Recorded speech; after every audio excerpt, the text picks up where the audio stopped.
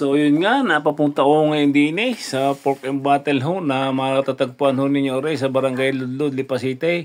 Halika nga, tayo nyong samahan ho ninyo. Ako'y pupunta ho din naisama ho ko ng amin hong opisina ng Land Bank po. Din po kami nagparoon po ng kaunting kainan dahil kami po ay mayroon pong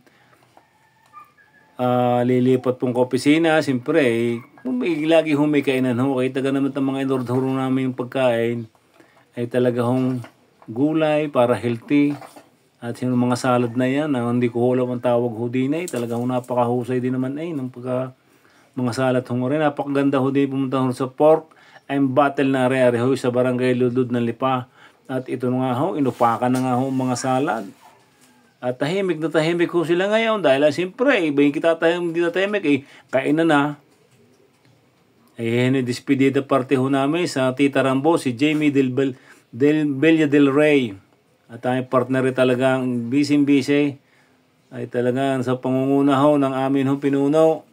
Ang aming manager ho si Ma'am Glenda Unico at saka ang aming DOO na si Lisa Indaya ay talaga nung makakain ho ay talagang pandaling nga ho sila.